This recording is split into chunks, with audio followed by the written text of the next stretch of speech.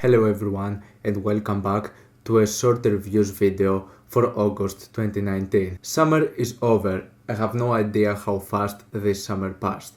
And August was an interesting year for music, especially due to the release of the new album from Tool after 13 years, which I'm going to review pretty soon. For now we have those albums from August 2019, which I didn't have that many things to say and I didn't feel like making a full review out of these albums. And I'm going to say a few words here and there. Some of those albums I like them and I highly suggest them to you because you might find something to your liking, and there are others that I'm not that much of a huge fan of. So with that being said, let's get into these albums. First of all, we have this new comeback album from Lord Gore, Scalpers for Blind Surgeons, a band that had more years to release an album than Tool, but apparently not a lot of people cared about this one, and for a comeback album, this was pretty much the most underwhelming release in their catalog. I mean, they don't have a lot of albums, but their previous two ones was a really good mix of death grind and grindcore music. It was really brutal and the executions were pretty tight and solid.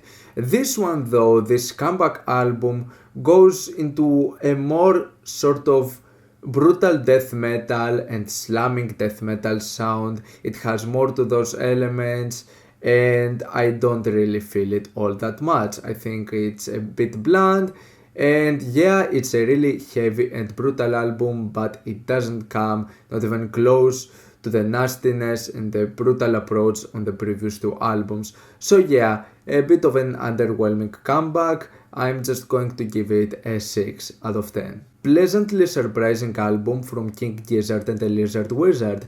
I'm not a huge fan of this band. Personally, I'm not a huge fan of the band and I don't really like all of their releases. I think they're mostly mediocre. In this one they also experiment with an entirely different genre and this time they go into a thrash metal direction. And yeah, the sound pretty much sounds like old school thrash metal. I get some old school Metallica vibes with their first albums, but the way this album is executed is actually not that bad. I do like some of the moments and I think that the heavy approach on the sound, especially of some of the guitars, and it's pretty much thrash metal but having the formula of a King Gizzard album in terms of the structure and the sounds. And this concludes to some of the best results. In my opinion, I haven't heard that much of a good album from King Gizzard since the release of Microtonal Banana. Not that I'm a huge fan of this album, I still think it's kind of decent and at the second half it gets a bit monotonous and not that intriguing, but tracks like Planet B and Mars for the Rich, they're actually pretty decent and really enjoyable songs. Nice direction from King Gizzard and the Lizard Wizard and worked better than expected. This is one of the better albums in their discography, a pleasant surprise, but that's about it. If you are fans of King Gizzard, I definitely suggest you to go and listen to this. I'm going to give it a 6 plus out of 10. Devourment was known as one of the first bands to create the sound of slamming death metal with the release of Molesting the Decapitated back in 1999, an album that was definitely refreshing and ahead of its time. After some releases we come to Obscene Majesty in 2019, which sounds really bland. It seems that after the point of their first album they don't have that much to offer, which is kinda sad considering that they were one of the first bands to develop an entire genre, and what they present over here is just bland, forgettable slam death metal. The release is quite brutal. We're not talking about some really generic sort of slamming deathcore stuff, but is it really all that enough? In my opinion, it's not. This is a mediocre album. I'm just going to give it a 5 out of 10.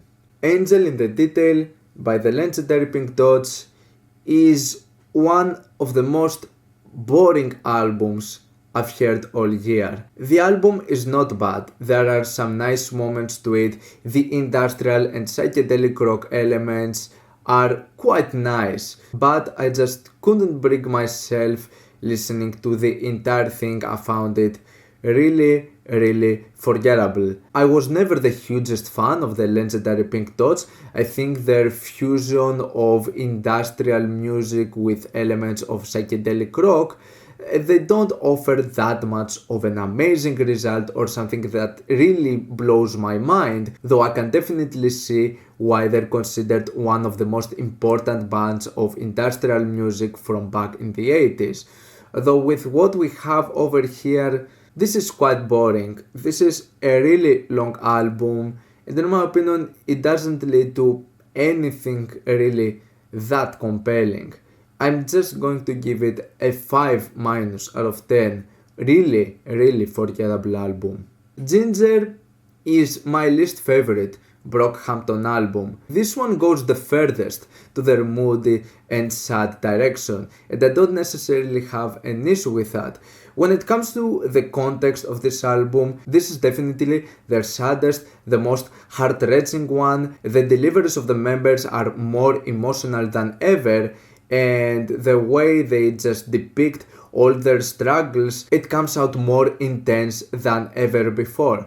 However, I was just disappointed with the singles of this thing. The only track I liked from the singles was No Halo, and in my opinion it's the only track out of the album that managed to grab my attention. I like the beat, I like the melody, I like how emotional it sounds. Other than that, Brockhampton just deliver those really bland lo-fi hip-hop tracks. Their direction leads to some extremely bland and forgettable songs.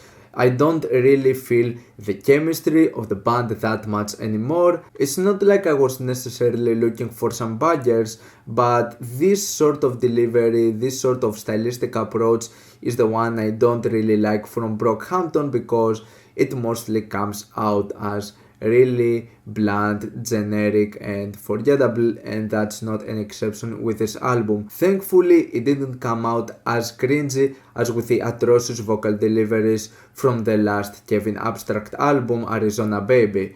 At least what we have here sounds a bit better. It's still an okay album, but it's mostly average. This is an average Brockhampton album. It leaves me to only give this a 5 out of 10. Goji released the incredible Love Disconnect the previous year, an album that I discovered out of nowhere, and it became one of my favorite releases of 2018, mainly because it fused nicely so many elements of music, combining future bass with bubblegum bass, some breakcore, and some really nice and beautiful songs, having a really ethereal and nice feel to them, mostly being quite catchy.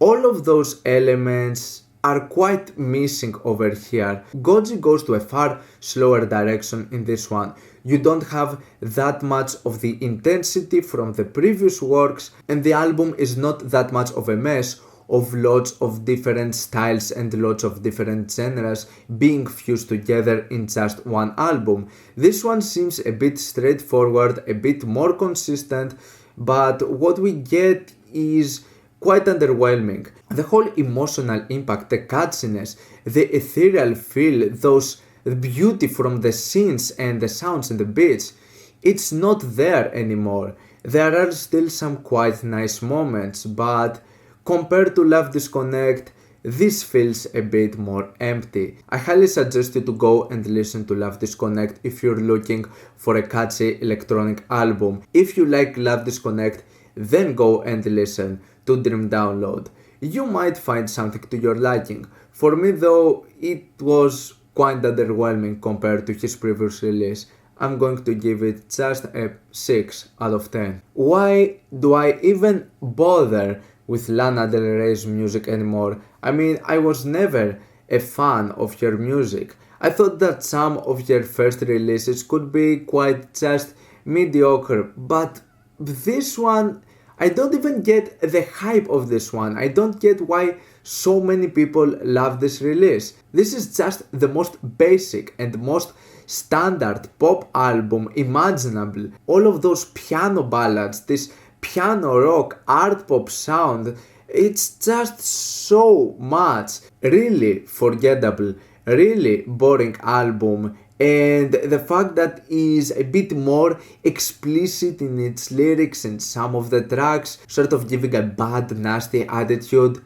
Give me a break with this. It was okay at parts, but there's nothing more that impressive to it at all. I don't get the hype of this. I really don't. I'm just going to give it a 4 minus out of 10. Really, really boring album. And that's all for all the albums I had to mention from August 2019. What's your opinion on these albums? If you have heard of them, like them, dislike them, why? Let me know down in the comments. Leave a like if you enjoyed the video, subscribe for more content like this. Thank you for watching, and I'll see you all in the next video. Goodbye.